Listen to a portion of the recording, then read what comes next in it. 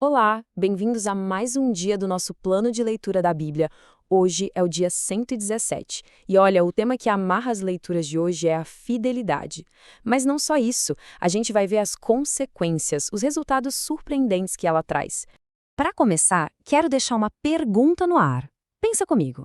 O que pode conectar coisas tão diferentes como a expansão da igreja lá no comecinho, a conquista da Terra Prometida e o sofrimento de um homem super justo? Parece tudo desconectado, né? Mas a gente vai ver que o fio que costura tudo isso é um só: a fidelidade.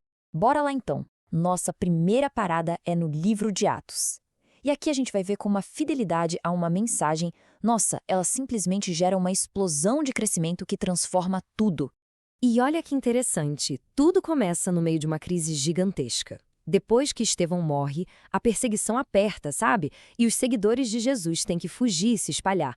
Só que aquilo que tinha tudo para ser o fim do movimento acaba virando motor. É essa dispersão que faz a semente do evangelho chegar em lugares novos, como Antioquia. E a fidelidade daquela galera não foi só de guardar a mensagem para si, não. Foi uma fidelidade corajosa de compartilhar. Primeiro eles falaram com os judeus, o que já era esperado. Mas aí eles quebram uma barreira enorme e começam a pregar também para os gregos. E o resultado? Puxa, foi uma conversão em massa. Tanta gente que a igreja lá de Jerusalém ficou tipo, o que está acontecendo aí? E mandaram Barnabé para conferir. E é aqui que vem a grande consequência. Essa fidelidade corajosa deles acaba criando uma identidade pública completamente nova. Pela primeira vez, eles deixam de ser vistos só como mais um grupo dentro do judaísmo e ganham um nome próprio, algo distinto. Em Antioquia, que eles são chamados de cristãos. Ok, saindo de Atos, a gente viaja no tempo e vai para a nossa segunda leitura. E aqui o foco muda um pouco. A gente não está falando de um ato de coragem de um momento, mas de uma fidelidade que durou décadas. Uma perseverança que finalmente vai ser recompensada. A gente encontra Caleb. E ele tem, pasmem, 85 anos de idade. Mas olha, não se deixe enganar pelo número, tá? A idade para ele é só um detalhe. Ele chega para Josué e fala com toda a convicção que está tão forte e pronto para a guerra quanto estava 45 anos atrás, lá quando ele foi espiar a terra. E aqui a gente vê um contraste que é a chave de tudo. Décadas antes, lembra? Enquanto os outros 10 espias voltaram apavorados, espalhando medo, falando de gigantes, o relatório de Caleb foi completamente diferente. Foi um relatório de confiança, de fidelidade total a Deus. Ele se agarrou na promessa e não no medo do que via. Então é por causa daquela fidelidade lá atrás que Caleb chega agora com 85 anos e cobra a promessa. Ele vai reivindicar a herança dele. E o mais incrível é que ele não pede um pedacinho de terra fácil, tranquilo, não. Ele pede justamente a região montanhosa, cheia de inimigos e desafios. Por quê? Porque ele confiava que o mesmo Deus da promessa era o Deus que ia dar a força para a conquista. Tá, mas e quando a fidelidade não parece trazer recompensa nenhuma? Pior, e quando parece que ser fiel só traz sofrimento? Quando tudo está perdido?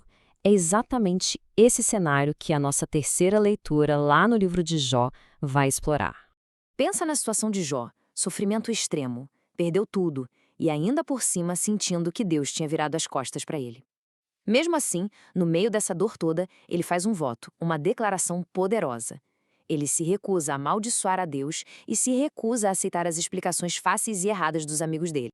E aqui está o ponto crucial da história de Jó, sabe? A fidelidade dele não está amarrada a um final feliz, não depende das circunstâncias. A fidelidade dele é com a verdade, com a integridade dele mesmo. Ele se recusa a fingir que está tudo bem ou a mentir sobre o que está sentindo, mesmo com toda a pressão do mundo em cima dele. Beleza. Então, vamos juntar as peças agora. O que a gente aprende quando coloca essas três histórias de Antioquia, de Caleb e de Jó lado a lado? Vamos montar esse quebra-cabeça da fidelidade. Olha só esse resumo. A gente tem três contextos bem diferentes, né? Em Antioquia, um tempo de crescimento.